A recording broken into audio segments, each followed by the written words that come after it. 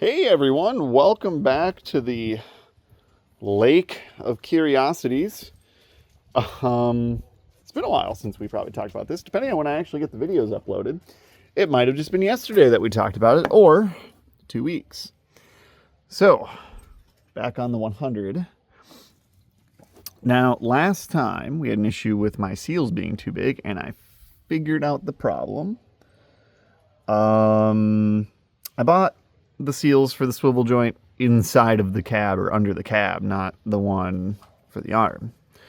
The good news is, thanks to China, we now have the appropriate seals. So they were a pain in the butt to find. The last owner, I'll show you a picture, I'll show you a bit here in a bit. The last owner clearly couldn't find them either. Hey, get out of the water. Last owner couldn't find them either and did a different solution, which I think worked, but finding hydraulic seals for metric is arguably the trickiest. So that was challenging. I ended up finding a place in China, the only place apparently that actually still makes seals kit for a Bobcat 100. So I picked that up, $165, pretty much the same place that the inside kit came from. Showed up yesterday, measured them quick, got it weirdly OCD about it, and everything looks good. So, we gotta get 9 of them installed. That's gonna be awesome. So, you're on the handheld today because there's kind of a lake here, and I need to get this out so it's not sitting in water. So we got a whole bunch of rain here in Minnesota the last almost week basically. So, and the pad here is the lowest spot around the shed, so it floods out and it's really bad. So I want to get this hog out of here. So the good news is that being tarped up, basically, this is still looking pretty good. So we're going to do a quick clean over it. And then we're going to just get started and start dropping these seals in. So should be fun for the whole family, I bet. Yeah, it's going to fucking be something. So what kind of seals they are, no idea, but they fit perfect. The only seal I could find from some of the random seal sites was, this is a 4.5 mil. I could find a 4. I'm not sure how much of a difference that would have made, but I think from what I could tell, everything else was correct. So the only thing it's missing, the seal kit, is an O-ring that goes up here, which I can swap that later. I've got some measurements. I'm not going to wait for the O-ring to come up. This won't take long. The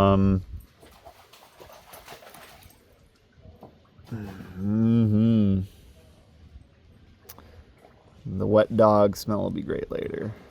So, yep. And then the swivel joint has a seal on the very bottom of it. That's sitting in the freezer right now. I tried to pop her in. It was pretty tight, and I don't want to damage it, because if I damage it, that's another 2 weeks out until I can get another one. So I could reuse the old one. The old one looks pretty original. I don't think they replaced that when someone did these up. So but yeah, you're on the handheld today, so I think I'm just gonna I'm gonna have this clean up, and then I'll cut to probably installing a few of these, and then hopefully I'll cut to when it's all done. I would show more of the process. I don't really have a way to put this tripod, this little handheld up, and I don't feel like standing in water either, so I'm standing on the tracks right now. So yeah, so I'll bring it back around, and then after that we'll probably we'll get the actual joint itself on, and then we'll hook up all the hydro lines and we'll test it. So I'll see you all in a bit. 2 weeks later. Welcome back, everyone. Well, it's probably be a continuation of the previous probably edit at this point, but for me it's been a week and a half since we struggled with this guy. Now, as you can see, we got one on. We had to get a little creative here. And actually what I'll do is I'll take you back and I'll show you. So we're going to get the other 8 on. We're going to clean this up a little bit. It's a little dirty. We're going to get the other 8 on, put the seal on, and we're going to see if it leaks. So let's go back through the shop and I'll show you what we're doing. So what we're doing is, instead of working harder, you'll have to excuse the mess a little bit too. It is now 1,000,000 degrees outside, so I had no time to really clean anything up. We're using this hog right here, Fry Daddy. I was doing some Google fooing. I was trying to figure out how to get these seals on. Lots of different methods. I was debating taking it somewhere. I was going to try that, the liter Coke, and then, you know, kind of create like a small sleeve. I have an extra seal. So when I worked with the company to buy this, they had a picture that had 8 seals and I needed 9. So I was all like, hey, can you just send me another one? Can you send me 9? I need 9. They're like, sure, no problem. Well, apparently they have 9, and so they sent me 10. So I figured, well, let's try this and see what we can do. Now, previously, when I was working on the skid steer doing these cylinders, I mean, like, I know heating them up is a method. However, you have to be careful. It has to be a thorough heat,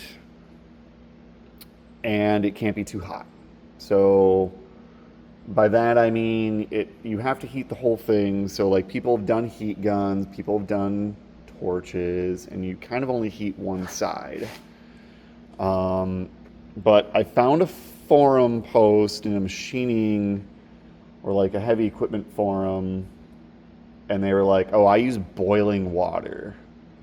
Because previously I thought you couldn't get it above like 130 degrees or so. I swear I was reading somewhere that heat those seals up too much, then that's bad. But someone's like, just boiling water, get the water boiling, dip them in there for a few minutes, pull them back out, they work great.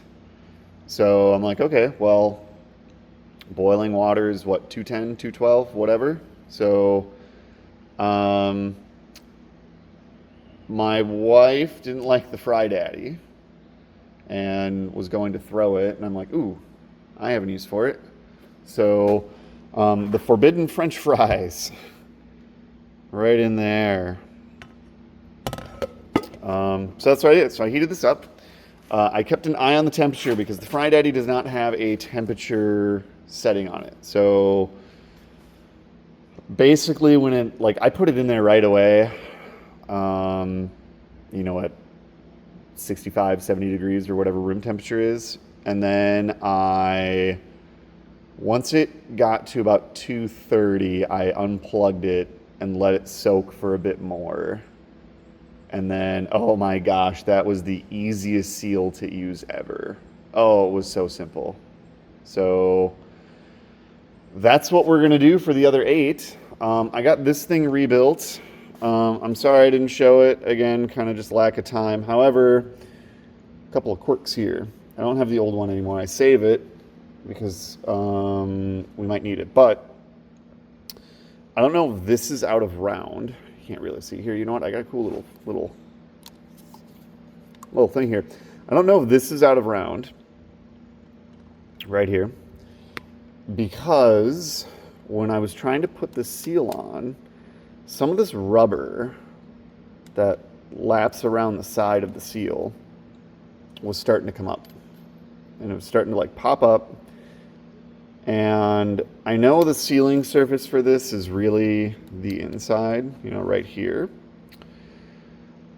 But I mean, that rubber seal is there for a reason, but I mean, it is tight. But I'm hoping we didn't make another leak source. We're gonna find out. I did keep the old one. The old one came out relatively unscathed. Worst case, and I can always call the company and have them probably just send me one of these. I tried freezing the seal. I tried heating just this edge up to see if I could expand it, and it just did not want to seat well. I used various different methods to beat the fucker in. I used like blocks of wood. I don't have like a socket or like an axle seal installer tool that's this big. So I used a block of wood that could span the gap so you could kind of put both sides down at once.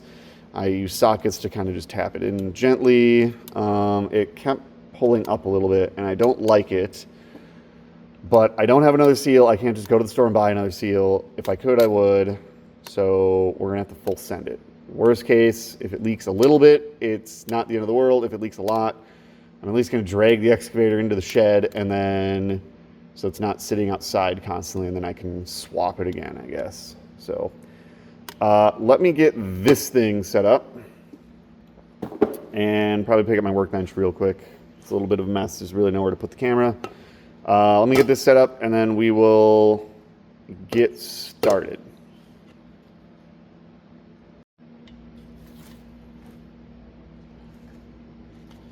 So what I'm doing here, this is a little tricky with one hand. So this is now on.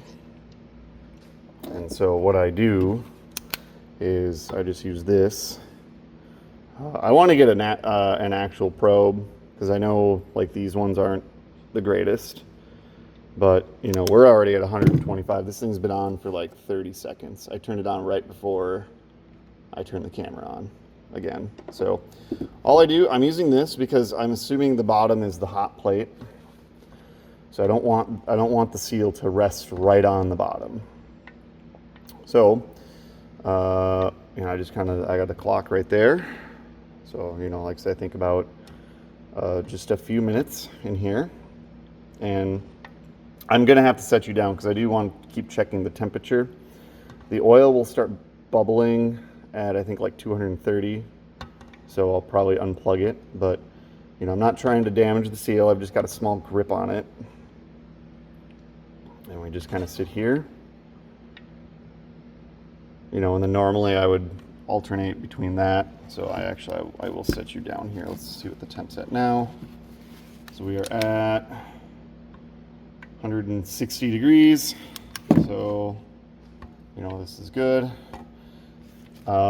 I've seen other people too, another forum post I saw too, and this is kind of just what was giving me the courage that this was actually going to work. Someone else said that they basically did this exact thing, but with like a little like butane camping, I guess heater or stovetop thing. And so he's like, I just put oil in it. I just turned it on. I threw the seal into it and I just let it sit. And, you know, he's like, after a couple of minutes, super easy to work with. So it's pretty much what we're going for. So I just need it pliable, which is what this is doing. So now we're about 180, 190 degrees, 185.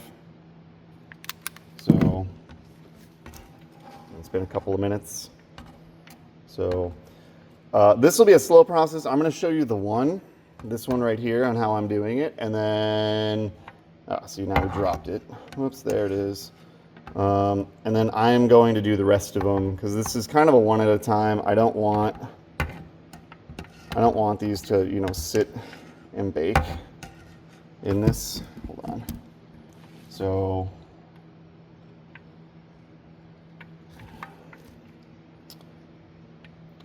I don't have a basket for this, otherwise I would consider it, but all right, that's probably hot enough. So let me unplug the Fry Daddy. The smell of motor oil in the morning.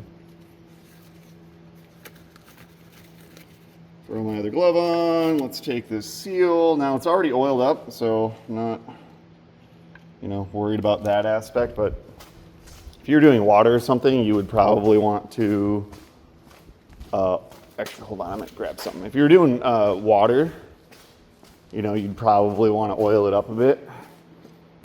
Mine is already oiled since it was soaking in it. So let's see if I can get you a good view. I have you on the little handheld today, but this might work. Just kind of, yeah. Gosh, we might get face reveal finally. Can we focus though? Something like that maybe. Okay, so now we just way easier.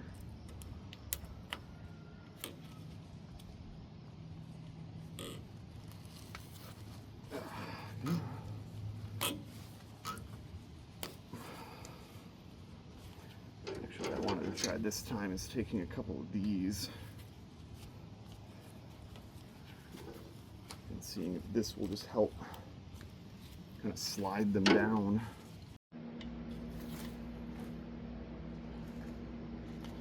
So what I'm doing here, this is a little tricky with one hand. So this is now on.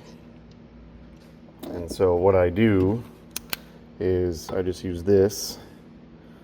I want to get an actual probe because I know like these ones aren't the greatest.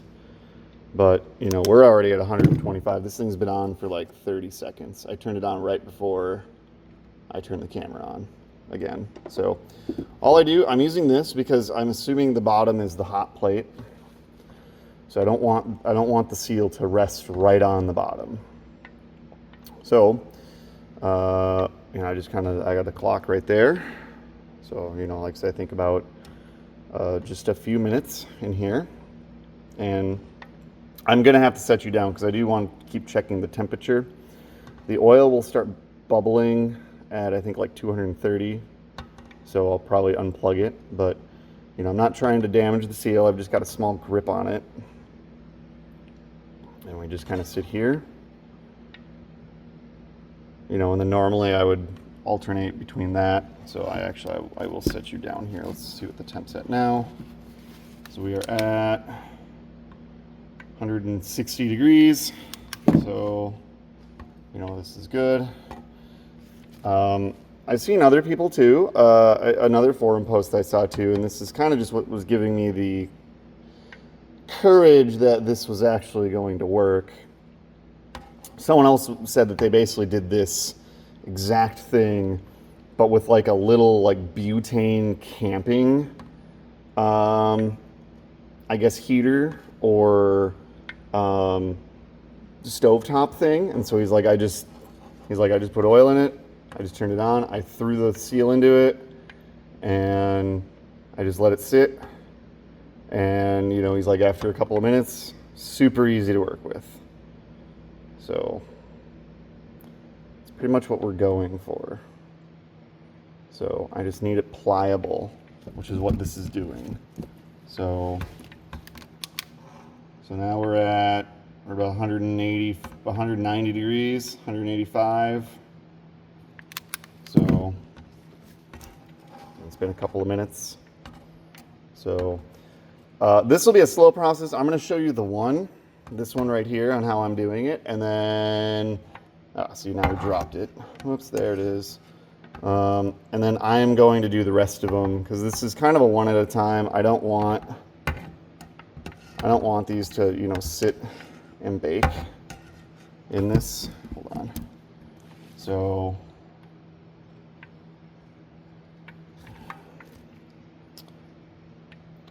I don't have a basket for this, otherwise I would consider it, but all right, that's probably hot enough. So let me unplug the Fry Daddy. The smell of motor oil in the morning. Throw my other glove on. Let's take this seal. Now it's already oiled up, so I'm not, you know, worried about that aspect. But if you're doing water or something, you would probably want to.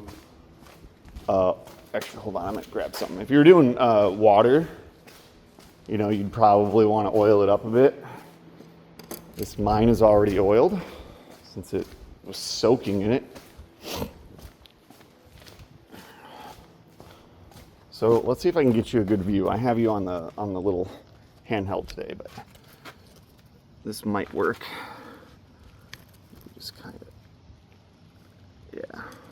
Gosh, we might get a face reveal finally. Can we focus though? Something like that maybe. Okay, so now we just way easier.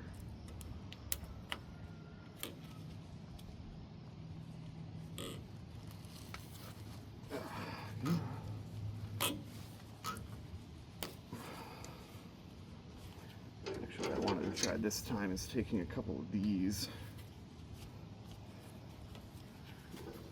and seeing if this will just help kind of slide them down. Another seal on. So, I think what we're going to do, I'm going to get the rest of these done, and then I'm going to clean this up, and then I'll bring you back once probably the cap's on, because that should be uneventful too. So, well, I'll bring you back once this is all done, and you can kind of see it. So, and then you can critique. The one thing too, when you do heat the seals up, is if you're impatient, you can use like a hose clamp or like a piston ring compressor and push these back together. They will eventually, assuming you didn't overheat them, they will eventually go back to their like original size. So kind of food for thought there. So I'm gonna get the rest of these done, and then I will see you back once they're all on. All right, hey everyone, welcome back. So we got all the seals on. We got this all cleaned up. We got the seals on. I am waiting for them to cool down a bit. So I think these bottom ones are okay. So and I just got the top one in not that long ago. So this one's got, you know, a lot of play left to shrink. This one's still looking but I'm cleaning up the actual swivel joint, I guess, housing. I guess it has a term, but I don't know what it's called. But I'm cleaning up the housing now.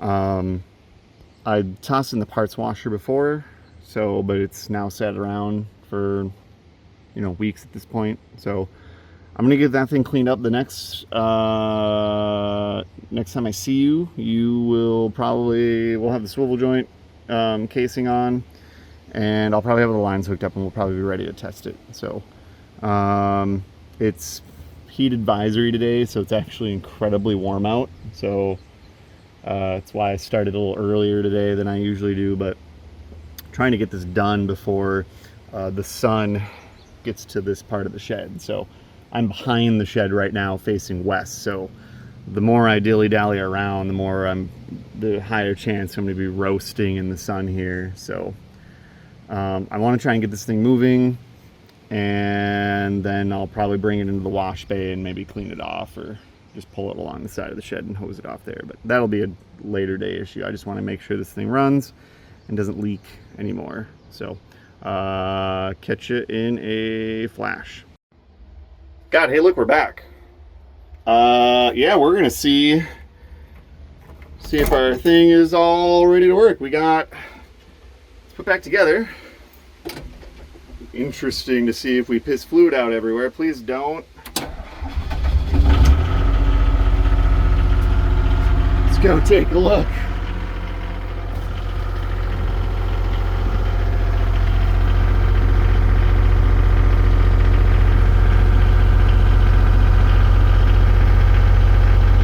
I don't see anything.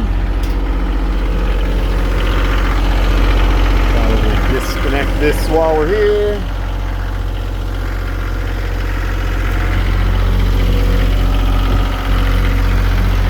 Definitely pulled all the fluid in.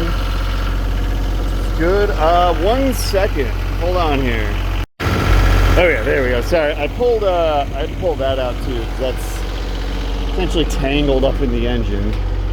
So, well, I'm on the hand again, but let's just see what we got here.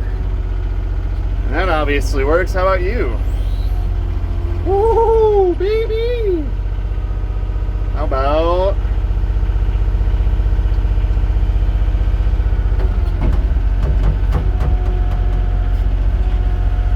God, that sounds way smoother. Oh, there's a little bit. Is that just air in the line? I bet that's probably air in the line.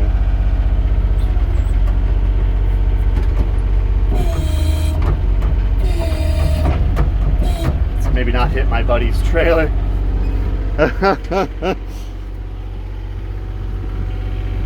Well, it definitely needs to be degreased.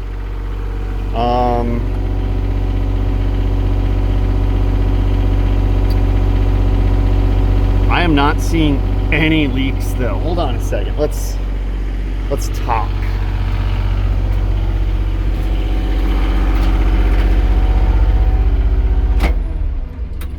Yeah, okay, so again, it's just getting hot out and I want to get this done. So what I had to do, so I know, thanks for coming along. I do appreciate it. If you've lasted this long, smack that like button, leave a comment, subscribe if you want to see more disjoined filming. So what I had to do here is, I didn't want to, but I didn't want to wait until probably tomorrow. So I used a piston ring compressor to compress the top two seals that were still a little expanded from their little deep fry adventure. Then I started seating this and I lubed it up really well and it was going okay. But I mean, you know, it's supposed to be tight. The old seals were absolutely blasted. So I just started smacking it with a hammer. Because I figured, because the inside of this, I didn't really show it that well, but the inside of it's got tapers to basically allow the rings to slide past as you slide the swivel joint up and down. So I wasn't too concerned about rolling a seal or damaging a seal at all. I didn't really, like, I think I got through like 3 seals just by pushing, and then I'd use a mallet the rest of the way to seat it. And then even like, it did not want to seat the rest of the way, and I'm assuming it was this bottom flange seal that was now working correctly. The original diagnosis of this is that, I mean, you can see down there too, this thing leaked a fuck ton. And also it definitely bled out, which you're not really supposed to leave heavy equipment, you know, like that for extended periods of time. But technically if you do, it shouldn't bleed out. It should stay. Unless you have special valves or, you know, whatever. Because, you know, if you lift the equipment up and you're working with it, with the bunket 8 feet in the air, you don't want the thing to slowly drop down, which when we were building the shed is exactly what happened. The thing would slowly dip down and you could hear air basically being pulled in from this. It was very loud and obnoxious, and the base was constantly covered in fluid.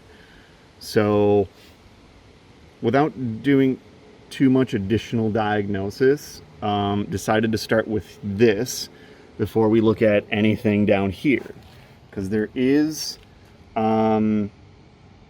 like, it's basically the other side of this thing. So, you know, without kind of diving too deep into it, it was pretty much just you know, let's just start there. And then finding the seal kit was a huge pain in the butt, and then ordered the wrong one, had to order another one, and I don't do hydraulics, so this is all new to me. Like, I know what to do. I've watched YouTube videos. I've got the repair manual for this thing. I just, you know, I don't own equipment with hydraulics. So now I own 2 of them. So, but it is all working now. It's all put back together. So I need to figure out I need to find the instructions again for topping off the hydro fluid, because there's a certain way to do it. But I think we're all set. So thanks for coming along. I don't know what the next video will be. I actually have a whole backlog to edit, although by the time that you see this, all the other ones will probably be out. So but I don't know, it'll probably be the skid steer, the 610 carb is acting up again, so we've got to do that, and we got to do some welding on the 610, or I did a lot of Corvair work. You know, because again, in school, don't have a lot of time, but it does run now, but we still got to troubleshoot some things, so I might bring you along for that too. So, but I'm going to get this hog moving to make sure that it still works, and then probably go inside, because it's, as you can see, the sun is getting ever so closer to me. So, catch you all in the next one, everyone. Adios.